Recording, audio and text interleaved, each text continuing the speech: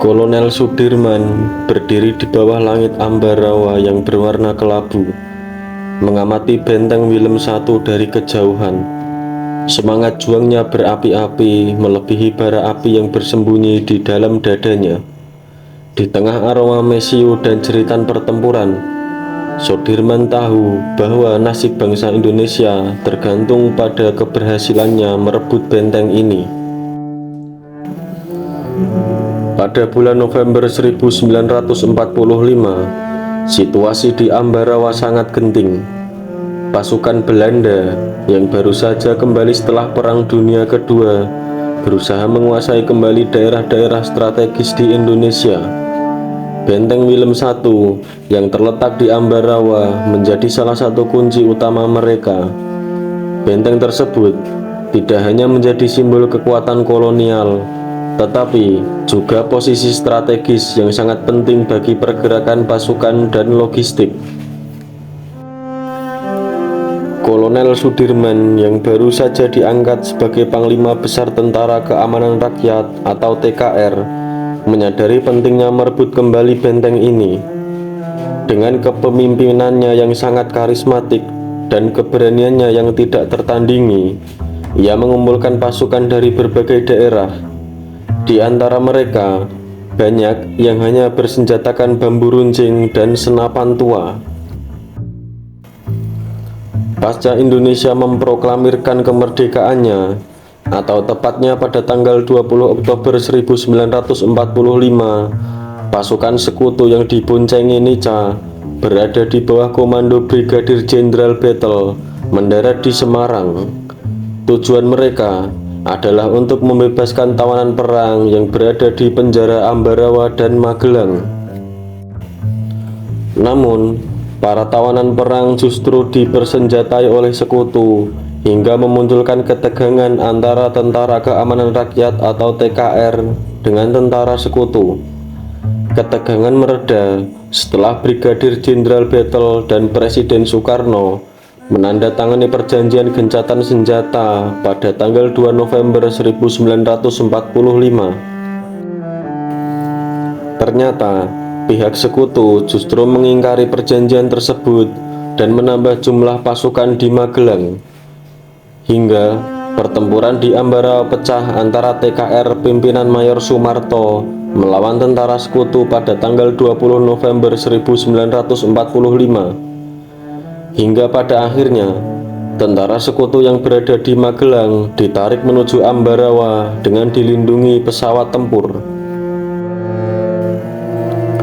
Sementara itu, dari arah Magelang, pasukan Divisi 5 Purwokerto pimpinan Imam Androngi melakukan serangan fajar untuk memukul mundur pasukan sekutu yang ada di Desa Pingit pada tanggal 21 November 1945.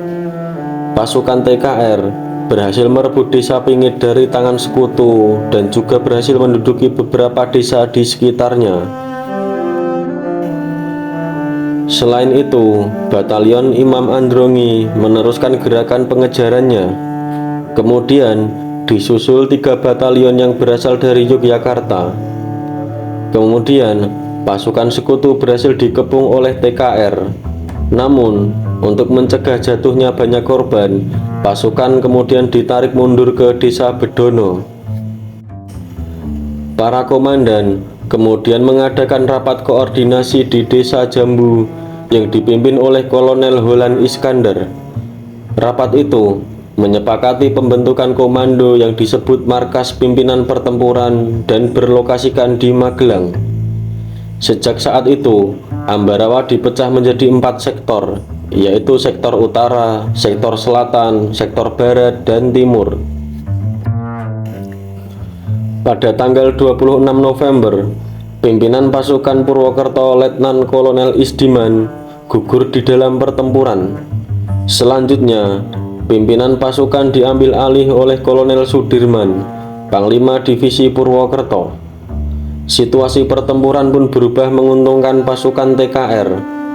Dengan terusirnya pasukan musuh dari Desa Banyu Biru yang merupakan garis pertahanan terdepan pada tanggal 5 Desember 1945. Pada tanggal 12 Desember 1945, tepatnya pada pukul 4.30 pagi, pasukan TKR bergerak secara serentak untuk melancarkan serangan ke pihak musuh. Dalam waktu setengah jam, pasukan TKR berhasil mengepung musuh yang berada di dalam kota. Pertahanan terkuat musuh diperkirakan berada di Benteng Willem yang terletak di tengah kota Ambarawa. Serangan pertama dilakukan dengan strategi gerilya. Memanfaatkan pengetahuan lokal dan dukungan rakyat, mereka menghancurkan suplai Belanda dan menyerang patroli kecil untuk melemahkan moral musuh. Meskipun peralatan mereka sederhana, semangat juang yang tinggi membuat setiap serangan menjadi ancaman serius bagi Belanda. Kolonel Sudirman memimpin dengan hati-hati namun tegas. Ia membagi pasukannya menjadi beberapa kelompok kecil untuk mengepung benteng dari berbagai arah. Strategi ini tidak hanya membuat pasukan Belanda kebingungan, tetapi juga memaksa mereka untuk terus-menerus berjaga-jaga, menguras tenaga dan persediaan mereka. Di tengah malam yang gelap, di sela-sela kabut yang tebal, pasukan TKR melancarkan serangan besar-besaran. Dengan sorak-sorai semangat, mereka bergerak maju. Bambu runcing dan senapan tua beradu dengan senjata otomatis dan artileri berat Belanda. Pertempuran itu sengit dan penuh dengan pengorbanan. Selama beberapa hari, pertempuran terus berkobar. Di setiap sudut kota Ambarawa, darah pejuang TKR mengalir bersama dengan derita dan harapan mereka. Namun, mereka tidak pernah menyerah. Kolonel Sudirman terus memompa semangat anak buahnya, mengingatkan mereka bahwa kebebasan hanya bisa diraih dengan pengorbanan. Dengan perhitungan yang cermat, Kolonel Sudirman memerintahkan serangan terakhir. Di bawah terik matahari pagi, pasukan TKR menyerbu benteng Willem I dari semua sisi. Para pejuang berlari melewati tembok-tembok tua, menembus pertahanan terakhir musuh. Sudirman sendiri berada di garis depan, menunjukkan keberaniannya sebagai pemimpin.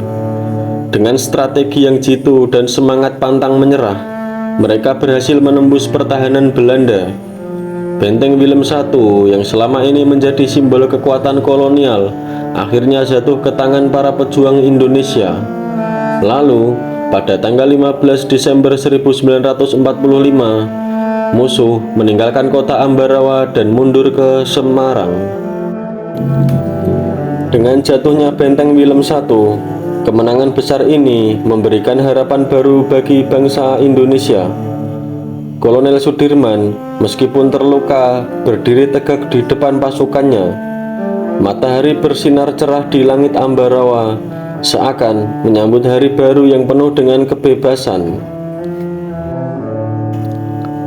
Kemenangan ini tidak hanya menguatkan posisi TKR di Jawa Tengah, tetapi juga mengirimkan pesan kuat kepada dunia bahwa Indonesia tidak akan menyerah dalam memperjuangkan kemerdekaannya.